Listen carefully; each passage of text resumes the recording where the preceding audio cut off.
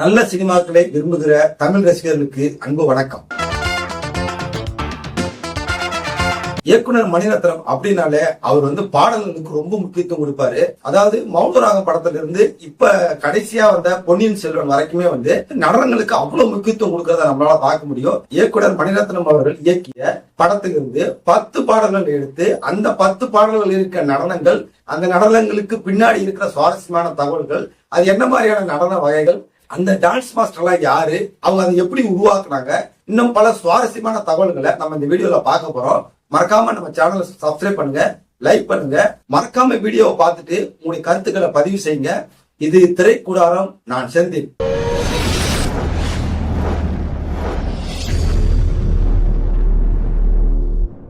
முதல் பாடல் 1990 வெளிவந்த அந்த சின்ன பசங்க ஆடுற பாட்டு நிறைய இருந்தா கூட அந்த சம்திங் பாட்டு ரொம்ப எனக்கு பிடிக்கும். காரணம், ஒரே யூனிஃபார்மா ஆடுறது, ஒரு ப்ரொஃபஷனலா அந்த குரூப் டான்ஸ், அதை பார்க்கும்போது ரொம்ப ஆச்சரியமா இருக்கும். மனசை ரொம்ப கவர்ந்து இழுக்கக்கூடியதா இருக்கும். இந்த பாட்டு வந்தப்ப அன்னைக்கெல்லாம் மொபைல் போன் இல்ல, யூடியூப் இல்ல, சமூக ஊடகங்கள் இல்ல. இந்த பாட்டை ஒளியத்துல போட மாட்டாங்களா, தொலைக்காட்சியில போட மாட்டாங்களான்னு சொல்லி ஏங்குற நாட்கள்லாம் உண்டு. இளையராஜா அவருடைய ட்ரம்ஸ், கிட்டாரு, அதோட சேர்ந்து அந்த பசங்களுடைய பர்ஃபார்மன்ஸ், அதெல்லாம் பார்க்கும்போது தமிழ் சினிமாவில சின்ன பசங்களை வச்சு இப்படி ஒரு பர்ஃபார்மன்ஸ், குரூப் டான்ஸ் நான் இதுக்கு முன்னாடி பார்த்ததே இல்ல. அதாவது அந்த படம் ரொம்ப சீரியஸான படம், அவார்டு பிக்சர் மாதிரி படம். ஆனா அதுல பாட்டை சேர்த்தா அது கமர்ஷியலா மாறும்னு சொல்லி மணிரத்னம் அவர்கள் பாடல்களுக்கு அவ்வளவு முக்கியத்துவம் கொடுத்து எடுத்தாரு. இந்த பாடலுக்கு நடன இயக்குனர் பிரபுதேவாவுடைய அப்பா சுந்தரம் அவர்தான். இளையராஜா அவருடைய இசையை கேட்கும் போது ரொம்ப பிரமிப்பாவும் ஆச்சரியமா இருக்கும். அந்த ட்ரம்ஸ், கிட்டாரும் அப்படியே நமக்கு என்னமோ பண்ணும், அப்படியே கட்டி வச்சிரும். இளையராஜாவும் மணிரத்னமும் ஏண்டா பிரிஞ்சாங்க அப்படின்னு நமக்கு தோணும். அந்த அளவுக்கு ரொம்ப அழகான பாடல். அந்த அந்த காலகட்டத்துல பட்டி தொட்டி எங்கும் அந்த பாடல் பிரபலமா இருந்துச்சு. அந்த பாட்டில் நடனம் ஆடின பல சின்ன பசங்க எதிர்காலத்துல நடிகர்களா மாறினாங்க. எனக்கு 20 உனக்கு 18 படத்துல நடிச்ச தருண், கழுகு படத்துல நடிச்ச கிருஷ்ணா, பட்டியல், வில்லா, ஆரம்பம், அந்த படத்தை எல்லாம் இயக்குனர் விஷ்ணுவர்தன் அந்த குரூப் டான்ஸ்ல ஆடினவர் தான். அந்த சம்திங் பாட்டை பாடினது நம்ம இளையராஜா அவர்களுடைய குடும்பத்திலிருந்து வந்த வெங்கட் பிரபு, யுவன் சங்கர் ராஜா, கார்த்திக் ராஜா, பிரேம்ஜி, இவங்க எல்லாருமே அந்த பாட்டை பாடியிருக்காங்க. ஏன்னா அவங்களாம் நீ குழந்தையா இருந்ததுனால அந்த குழந்தைங்க வாய்ஸ் வேணுங்கிறதுனால அந்த பாட்டை அவங்க பாடியிருக்காங்க. இரண்டாவது பாடல் 1986 ரிலீஸ் ஆன மௌனராகம் படம் தான். இந்த படத்துக்கும் நடன இயக்குனர் சுந்தரம் அவர்கள் தான். இந்த ரேவதி அவருடைய நடனத்தை, அந்த பாட்டை நம்மளால யாருமே மறக்கவே முடியாது. அதுவும் அந்த மாட்டு வண்டிக்கு நடுவுல அந்த பிரேம்ல ரேவதி ஆடிக்கிட்டே போறத ரசிக்காதவங்க இருக்கவே முடியாது. ரேவதி அவருடைய அழகான நடனமும் எனக்கு மணிரத்னம் அவர்கள் படத்துல இருந்து நடனம் அப்படிங்கும் போது எனக்கு இந்த பாட்டும் எனக்கு ஞாபகம் வந்துச்சு. அடுத்தது இளைஞர்களை மிகவும் கவர்ந்த, கட்டி போட்ட, மிகவும் பிரபலமான, ரொம்ப ஹிட்டான பாட்டு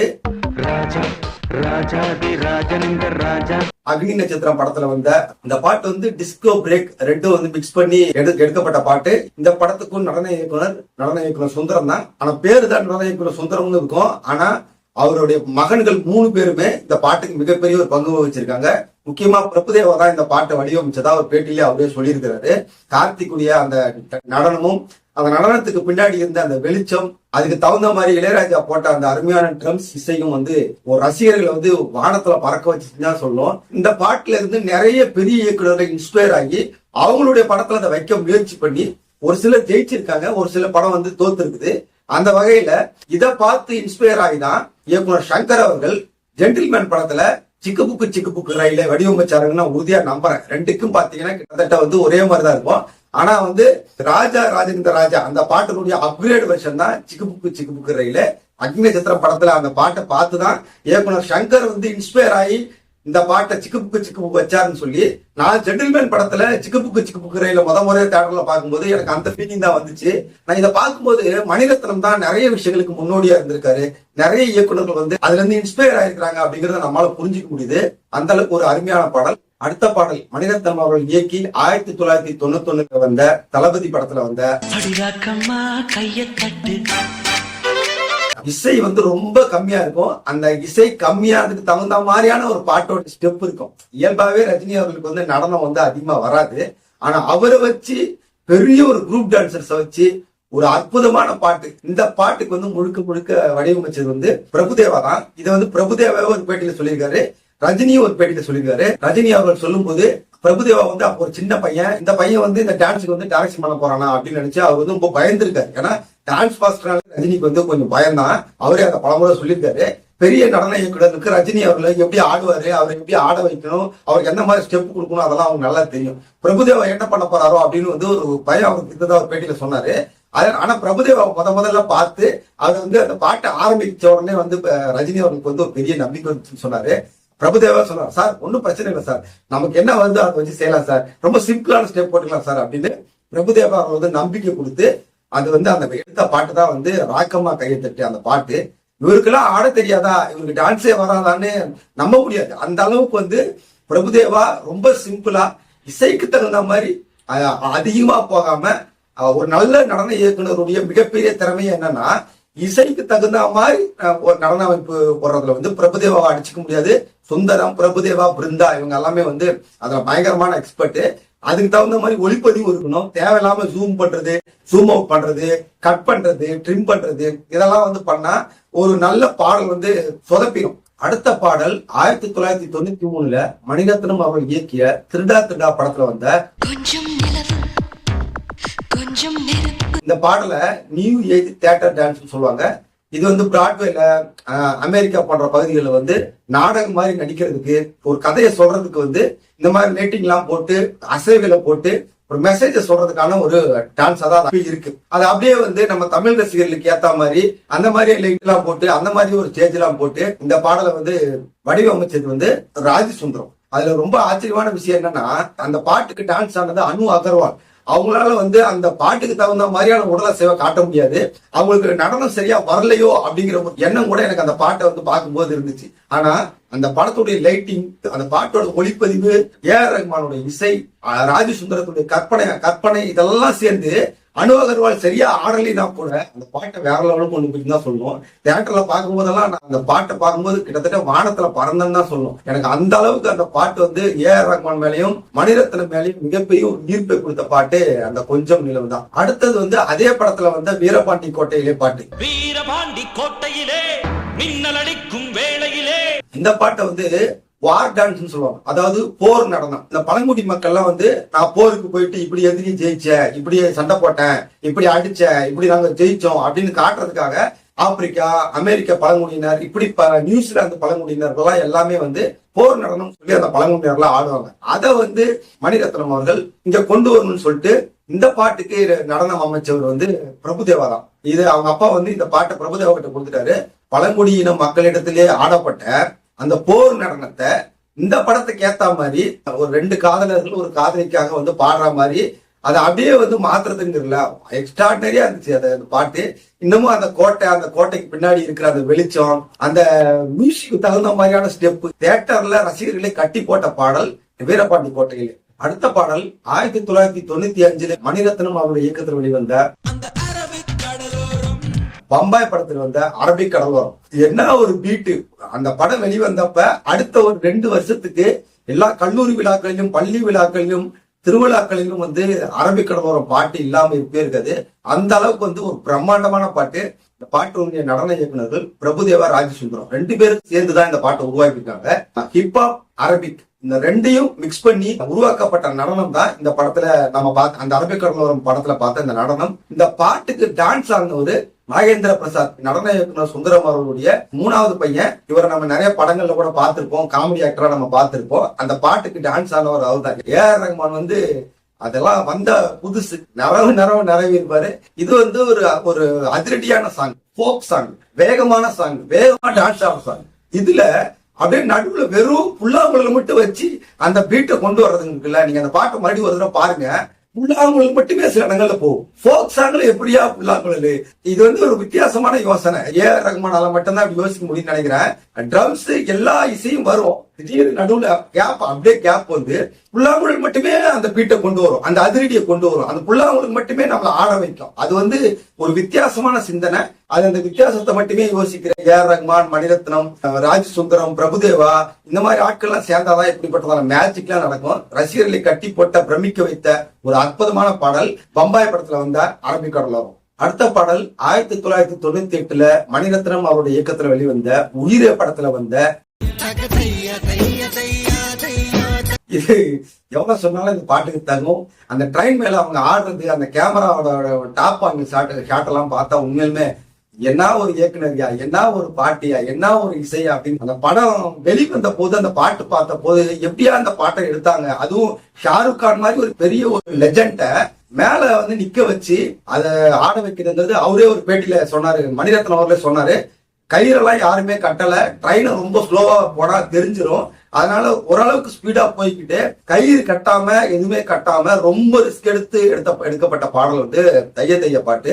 ரொம்ப ஆச்சரியமா இதுக்கு வந்து நடன இயக்குனர் ஃபாரா கான், இவர் வந்து இந்தியில மிகப்பெரிய ஒரு நடன இயக்குனர். இந்த பாட்டுல வந்த நடனத்தினுடைய அடிப்படை வந்து சூஃபி நடனம்னு சொல்லுவாங்க. இஸ்லாம் மார்க்கத்துல கடவுளிடத்துல வந்து வேண்டுதல் செய்யறதுக்காக இந்த சூஃபி நடனத்தை பயன்படுத்துறதா வரலாற்று பதிவுகள் நம்ம கிட்ட இருக்குது.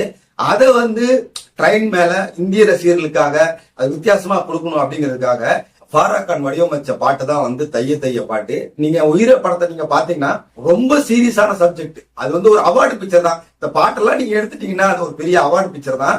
மணிரத்னம் அவர்கள் ஒரு சீரியஸான சப்ஜெக்ட இத மாதிரி ரசிகர்களை கட்டி போட வைக்கிற மாதிரி பிரமிப்பான பாடல்களை கொடுத்து பிரமிக்க வச்ச கவர்ந்த பாடல்.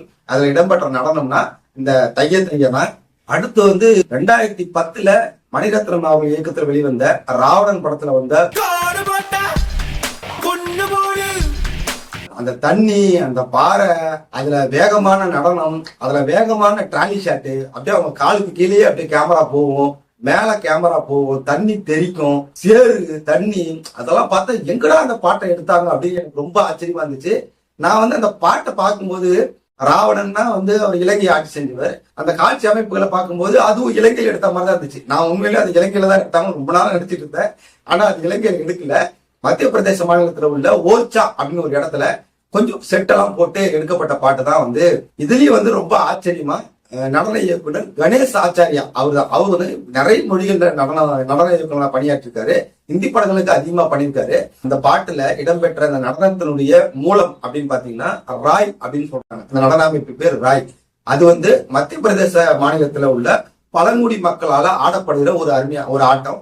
அதை வந்து நம்ம சினிமாவுக்கு ஏத்த மாதிரி இம்ப்ரூவ் பண்ணி கொஞ்சம் மசாலாலாம் சேர்த்து உருவாக்கப்பட்டதான் அந்த பாட்டு, அந்த நடனம். ராய் அப்படின்னா கடுகுன்னு அர்த்தமா. அதாவது கடுகு வந்து தட்டுல போட்டா எப்படி வந்து கடகடன்னு ஓடும், கடகடன்னு குதிக்கும் இல்லையா, அந்த மாதிரி வந்து குதிச்சு ஆடுற பாட்டு தான் வந்து இந்த ராய் அப்படிங்கிற நடனம். ரொம்ப அழகா வடிவமைக்கப்பட்டு ஒரு நல்ல பாடல்னாலே அதுல இருக்கிற ஒரு நடனம்னாலும் கூட அதை நம்மளை கட்டி போடணும், அது பிரமிக்க வைக்கணும், அதை நம்ம கண்ணு அகலாம நம்ம பார்க்கணும். அந்த அளவுக்கு வந்து வடிவமைக்கிறதுல எக்ஸ்பர்ட் யாருன்னு கேட்டீங்கன்னா முதல் பாயிண்ட் வந்து நான் கொடுக்கறது மணிரத்னம் தான் கொடுப்பேன். ஏன்னா அவர் வந்து அப்படி யோசிக்கலன்னா அந்த மாதிரி பாட்டெல்லாம் வராது. அடுத்தது 2013 இயக்குனர் மணிரத்னம் அவருடைய இயக்கத்தில் வெளிவந்த கடல் படத்துல வந்த நடன இயக்குனர் பிருந்தா தான் இந்த பாட்டுக்கு வந்து நடனம் பண்ணியிருக்காங்க. இது வந்து ஒரு சால்சா டான்ஸ்ல வந்து ஒரு வகை தான். சால்சாவே இம்ப்ரூவ் பண்ணி கொஞ்சம் யூனிஃபார்மா கொஞ்சம் ஆடுறா அந்த ட்ரையாங்கிள் சைஸ்ல அந்த கோண வகையில போயிட்டு இது வந்து நம்ம தமிழ் சினிமாவில நிறைய பேர் ட்ரை பண்ணிருக்காங்க. வாஜி வாஜி வாஜி சிவாஜி, அதுல பாத்தீங்கன்னா ஸ்ரேயா அந்த மாதிரி ஆடுவாங்க. இது மாதிரி வந்து நிறைய பாடல்கள் நம்ம வந்து பார்க்கலாம். ஆனா பாடல் ஃபுல்லா இந்த நடனம் இருக்காது, அங்கங்க கொஞ்சம் கொஞ்சம் தான் இருக்கும். ஆனா ஒரு பாட்டு ஃபுல்லா அந்த சால்சாவை வச்சு அதுல வந்து கொஞ்சம் ஃபியூஷன் கொஞ்சம் மிக்ஸ் பண்ணி டிராமாட்டிக்கா ரசிகர்களுக்கு ஏற்ற மாதிரி கொடுக்கணும்னு சொல்லி அது அந்த குரூப் டான்சர்ஸ் எல்லாம் சேர்ந்து ஒரே மாதிரி அந்த இடுப்பை வளைச்சி அந்த கையை வளைச்சி அந்த ஆடுறதுன்னு இருக்குல்ல, இது மாதிரியான வித்தியாசமான நடனங்கள் வித்தியாசமான பாடல்கள் வரும்போது அது நமக்கு ரொம்ப பிடிச்சிருது. அதை நம்ம கவர்ந்து இழுக்குது, நம்மளை கட்டி போடுது, நம்ம மனசுல அப்படியே நின்றுது. அப்படி நின்ன அந்த பாட்டு தான் கடல் படத்துல வந்த அடிய அந்த பாட்டு. அடுத்ததா நம்ம பார்க்க போறது 2022 இயக்குனர் மணிரத்னம் அவர்கள் இயக்கத்தில் வெளிவந்த பொன்னியின் செல்வன் படத்துல வந்த தேவராளன் ஆட்டம் அப்படின்னு சொல்லி வரலாற்றுல பதிவு எதுவுமே இல்ல. ஆனா சோழர்கள் காலத்துல திருவிழாக்கள் கோயில் விழாக்கள் எல்லா இடத்துலயுமே வந்து சாமியாடிகள் வந்து ஆடுற ஆட்டத்தை தான் வந்து தேவர் அடியால் ஆட்டம் அப்படின்னு சொல்லுவாங்க. கடவுளுடைய அருள் பெற்ற ஒருவர் வந்து குறி சொல்ற மாதிரி எதிர்காலம், இந்த நாட்டோட எதிர்காலம் எப்படி இருக்கும், இந்த மக்களோட எதிர்காலம் எப்படி இருக்கும், இந்த ஊரோட எதிர்காலம் எப்படி இருக்குன்னு சொல்லி இப்ப கூட கோயில் திருவிழாக்கள் நிறைய பேர் சாமி ஆடுறத பாக்குறோம், குறி சொல்றத பாக்குறோம் இல்லையா. அது வந்து சோழர்கள் காலத்துல வந்து ரொம்ப பெருசா இருக்கும். அதாவது ஒரு அரை மணி நேரம் 3/4 மணி நேரம் 1 மணி நேரம்லாம் வந்து சாமி ஆடி அரசர்களுக்கு, அமைச்சர்களுக்கு, பொதுமக்களுக்கு, ஊர் தலைவர்களுக்கெல்லாம் சொல்லுவாங்க. அது ஒரு நடன மாதிரியே ஆடிக்கிட்டே சொல்லுவாங்க. அத வந்து பல இடங்கள்ல குறிப்புகள்ல இருந்திருக்கு. பொன்னியின் செல்வன் டீம் வந்து அதை ஆய்வு பண்ணிட்டு இப்படி ஒரு பாட்டை வச்சா என்ன, ஏன்னா படத்துல வந்து டான்ஸ், நல்ல டான்ஸ் வைக்கணும். சோழர்கள் காலத்துல நடந்த ஒரு கதைக்கு வந்து என்ன டான்ஸ் வைக்கிறது? குத்துப்பாட்டு வைக்க முடியாது, டிஸ்கோ வைக்க முடியாது, பிரேக் டான்ஸ் வைக்க முடியாது, குச்சிப்புடி வைக்க முடியாது, எதுவுமே வைக்க முடியாது. அப்ப அங்க ஒரு டான்ஸ் வைக்கணும்னு சொல்லிட்டு இந்த தேவராளன் ஆட்டம் அப்படின்னு சொல்லி வச்சாங்க. உண்மையிலே அந்த தியேட்டர்ல பார்க்கும்போது எனக்கு பிரம்மாண்டமா இருந்துச்சு. அந்த செட்டு, அந்த சவுண்ட் எஃபெக்ட், அந்த வெளிச்சம், அந்த மூவ்மெண்ட் எல்லாம் பார்க்கும்போது நமக்கே வந்து கோயிலுக்குள்ளார ஒரு பக்தி பரவசத்துக்குள்ளார போன மாதிரியான ஒரு பிரமிப்பு இருந்துச்சு அந்த பாட்டை எனக்கு பார்க்கும்போது. இந்த பாட்டுக்கும் நடனம் அமைத்தது நடன இயக்குனர் பிருந்தா தான். எனக்கு அந்த இதெல்லாம் பார்க்கும்போது பிருந்தா அவர்கள் மேல ரொம்ப ஒரு பெரிய மரியாதையே வருது. ஏன்னா மணிரத்னம் அவர்களோட சேர்ந்து நிறைய படங்களுக்கு அவங்க பணியாற்றிருக்காங்க. எல்லா பாட்டுமே வந்து பிரமிக்க வைக்குது, கண்ணுல ஒத்திக்கிற மாதிரி இருக்கு, நம்ம கட்டி போடுது. போட்ட ஸ்டெப்பே போடாம, போட்ட மாதிரியான விஷயத்தையே பண்ணாம ஆச்சரியப்பட வைக்கிற ஒரு நடன இயக்குனர் பிருந்தா அவர்கள் தான். மறக்காம நம்ம சேனலை சப்ஸ்கிரைப் பண்ணுங்க, லைக் பண்ணுங்க, மறக்காம வீடியோவை பார்த்துட்டு உங்களுடைய கருத்துக்களை பதிவு செய்யுங்க. இது திரைக்கூடாரம், நான் செந்தில்.